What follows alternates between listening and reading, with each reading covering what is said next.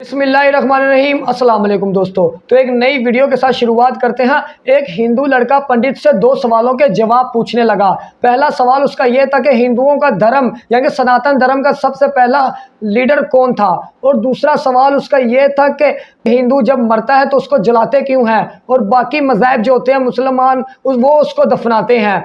तो इसका हिंदू का भी जवाब हम सुनते हैं ज़रूर, और डॉक्टर जाकिर नाइक ने बड़ी खूबसूरती के साथ बड़े ही क्लियरली सवालों का जवाब दिया, वो भी हम सुनते हैं। तो वीडियो शुरू करने से पहले यार आप लोगों को चाहिए इस चैनल को, हम इस वीडियो को लाइक करें, सब्सक्राइब करें और कमेंट में ज़रूर बताया करें यार। बाकी वीडियो को तो आप बहुत जल्दी लाइक सब्सक्राइब कमेंट कर देते हैं, लेकिन इस्लामिक वीडियो को आप बहुत ही देर लगा देते हो। पता नहीं क्यों डरते हो आप। इस्लामिक वीडियो को ज़्यादा से ज़्यादा कमेंट किया करें, शेयर सब्सक्राइब ज़रूर किया करें। अब चलते हैं उस वीडियो की तरफ, जो वीडियो बहुत ही मज़ेदार होने वाली है दोस्तों।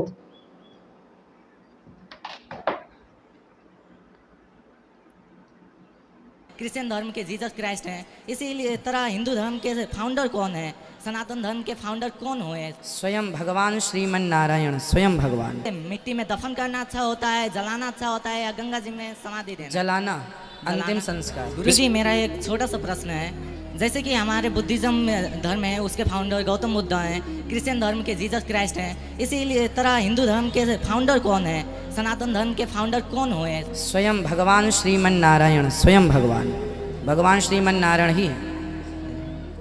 और दूसरा प्रश्न मेरा ये था महाराज कि जैसे कि कोई भी इंसान की जब मृत्यु हो जाती है तो उसे मिट्टी में दफन करना अच्छा होता है, जलाना अच्छा होता है, या गंगा जी में समाधि देना? जलाना, अंतिम संस्कार। क्यों अच्छा होता है, वो कुछ व्याख्या कर दीजिए महाराज। क्योंकि पंच तत्वों से शरीर बनता है। जी हाँ, अग्नि ही एक ऐसा तत्व है जो पांचों तत्वों को पांचों में लीन कर देता है। कैसे?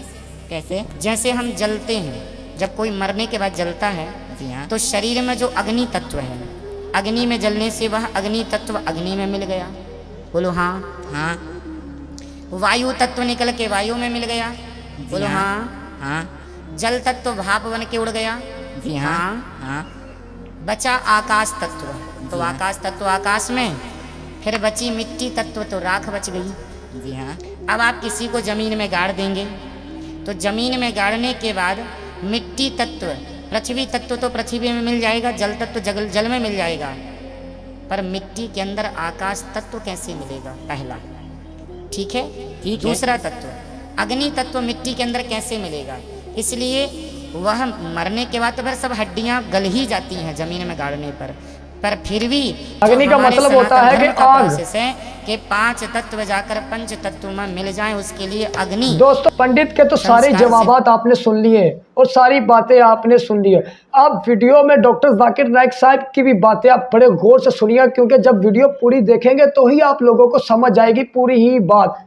अब चलते हैं डॉक्टर जाकिर नाइक की बात सुनने के लिए, और क्या खूबसूरती अंदाज से डॉक्टर जाकिर नाइक ने बताया जाता है कि जब कयामत का दिन आएगा तो उस वक्त अल्लाह जब सबको फिर से उठाएंगे तो कहा जाएगा कि अपनी कब्रों से उठो। तो हम हिंदुओं का क्या होगा, क्योंकि हमारी तो कोई कब्र नहीं होती। उठो। भाई साहब का सवाल है कि वो कहते हैं कि क़यामत के दिन जब अल्लाह ताला वापस से हमें दूसरी जिंदगी देंगे तो कहेंगे अपने कब्रों से उठो। हिंदू भाई साहब पूछे कि हिंदू लोग तो कब्र में दफनाए नहीं जाते, हिंदू बच्चे दफनाए जाते ना। हिंदू बच्चे, हिंदू मजहब में छोटा बच्चा है उसको जलाया नहीं जाता, उसको दफनाया जाता है। फिर भी कई मुसलमान है जो डूब के मरते हैं, जो जल के मरते हैं, उनको भी दफनाया नहीं जाता है, जिनकी हमें मिलती नहीं। ये जब अल्लाह ताला कहेंगे कि फिर से हम जिंदगी देंगे, जरूर नहीं कि आप कब्र में से ले आ जाएंगे। जो भी इंसान मर चुका है उसके नई जिंदगी दी जाएंगे। कुरान मजीद में अल्लाह ताला फरमाता है कि अल्लाह उसमें जान डालेंगे, फिर मौत देंगे, फिर से जान डालेंगे। तो अल्लाह जान डालेंगे, चाहे वो कब्र में है, चाहे जलाया गया है, चाहे डूब गया है, जो भी हालत में है अल्लाह उस इंसान में फिर से जान डालेंगे। और अल्लाह ताला को जान डालना बहुत आसान है, चाहे आप दफनाए गए हैं या चाहे जला दिए गए। अल्लाह ताला फरमाते जब गैर मुस्लिम के एतराज करते अल्लाह से और अल्लाह से पूछते हैं कि जब आप दफनाए जाएंगे और क़यामत के रोज जब इंसान उठाए जाएंगे तो अल्लाह ताला उनको हड्डियां को कैसे जोड़ेगा? जैसे आप पूछ रहे ना, अल्लाह ताला जो कब्र में उनको उठाएंगे, हम कब्र तो नहीं गए, तो लोग पूछते हैं, कुरान मजीद में का जिक्र है सूरह क़याम में सूरह नंबर 75 आयत नंबर 3-4 में कि अल्लाह ताला हड्डियां को कैसे जोड़ेगा? तो अल्लाह ताला फरमाते हैं अल्लाह हड्डियां को ही नहीं जोड़ सकता है, आपके उंगलियों के पोर पोर को जोड़ सकता है। उंगलियों के पोर पोर। आप सोचते होंगे अल्लाह ताला क्यों कहता है क्या उंगलियों के पोर पोर को जोड़ सकता है? आज की साइंस ये कहती है, सर फ्रांसिस गोल्टन एक साइंटिस्ट है जो सन 1880 में एक डिस्कवरी किए कि फिंगरप्रिंटिंग मेथड के दो इंसान करोड़ों लोगों में भी उनके फिंगरप्रिंट यकसा नहीं हो सकते। तो अल्लाह ताला फरमाते हड्डियों को तो छोड़ो, मैं आपके उंगलियों के पोर पोर को इकट्ठा कर सकता हूँ और हूबहू वैसे पैदा कर सकता हूँ। तो अल्लाह के लिए फिर से जान डालना बहुत आसान है, चाहे वो इंसान दफनाया गया है या जलाया दिया गया है या डूब के मरा है। अल्लाह को फिर से जान डालने में, चाहे वो मुसलमान मरा या हिंदू मरा या ईसाई मरा, अल्लाह को जान डालने में बहुत आसान है, कुन फयकुन। और फिर से हमें नई जिंदगी दी जाएंगी और फिर हिसाब किताब किया जाएगा। और हिसाब किताब में अगर आप अल्लाह के अहकामात पे अमल किए तो इंशाअल्लाह आप जन्नत में जाएंगे, इस दुनिया के इम्तिहान में सफलता पाएंगे। लेकिन अगर उनके अहकामात पे आपने नहीं चले, उनके मुताबिक नई जिंदगी बसर करे, तो आप इस जिंदगी में सफलता नहीं पाएंगे। Hope the answer the question. मेरा नाम देव कुमार शाह उर्फ रंजन, मैं लाइन महावीर स्थान किशनगंज का रहने वाला वार्ड नंबर 17 का व्यक्ति हूँ। खगड़ा में मेरा किराना दुकान का व्यापारी भी हूँ। मेरा सवाल सिर्फ एक है कि सनातन क्या है? सिर्फ सनातन क्या है, मैं यही जानना चाहता, जिसके कारण मैं आपके द्वार पर और यहाँ इजलास महफिल में मैं आपके सामने क्वेश्चन रखा हूँ। भाई साहब ने पूछा है कि ये बंदा भी सनातन के ही हवाले के लिए ये बंदा आया है कि इसका जवाब भी हम ढूंढ रहे हैं। सनातन धर्म आखिरकार क्या है? अब डॉक्टर जाकिर नाइक इसका जवाब देंगे, मैंने कल भी तो कहा, जरा बड़े गौर से सुनिएगा। सरस्वती ने शुरू किया था। और सनातन धर्म मतलब वो कहते हैं कि अगर आपको जानना है कि ईश्वर क्या है और धर्म क्या है, तो सबसे ऊंची किताब वेद के ऊपर अमल करना चाहिए। तो इनने वेद की तहकीक करने के बाद ये साबित किया कि ईश्वर का डेफिनेशन क्या है वेद और उपनिषद के जरिए। और जैसे मैंने कल भी कहा और परसों भी कहा कि जब आप पढ़ते छंदोग्य उपनिषद चैप्टर नंबर 6 सेक्शन नंबर 2 श्लोक नंबर 1, एकम एविदित्यम, खुदा एक ही है, भगवान एक है, दूसरा नहीं है, लिखा है श्वेताश्वेतर उपनिषद में चैप्टर नंबर 6 श्लोक नंबर 9, ना चस्य कसिच जनिता न जदीपा। उस ईश्वर, उस भगवान का कोई रब नहीं, कोई वालदेन नहीं, लिखा है श्वेताश्वेतर उपनिषद में चैप्टर नंबर 4 श्लोक नंबर 19, न तस्य प्रतिमा अस्ति, उस ईश्वर की कोई प्रतिमा नहीं। प्रतिमा एक संस्कृत लफ्ज है जिसके मानी है अक्स, picture, photograph, painting, idol, sculpture, statue. उस ईश्वर, उस भगवान की कोई प्रतिमा नहीं, कोई अक्स नहीं, कोई पिक्चर नहीं, कोई पेंटिंग नहीं, कोई फोटोग्राफ नहीं, कोई स्टैच्यू नहीं, कोई आइडल नहीं। यही चीज लिखा है यजुर्वेद के अंदर चैप्टर नंबर 32 श्लोका नंबर 3, न तस्य प्रतिमा अस्ति, उस ईश्वर, उस भगवान की कोई प्रतिमा नहीं, कोई अक्स नहीं, कोई पिक्चर नहीं, कोई पेंटिंग नहीं, कोई स्टैच्यू नहीं, कोई पोर्ट्रेट नहीं।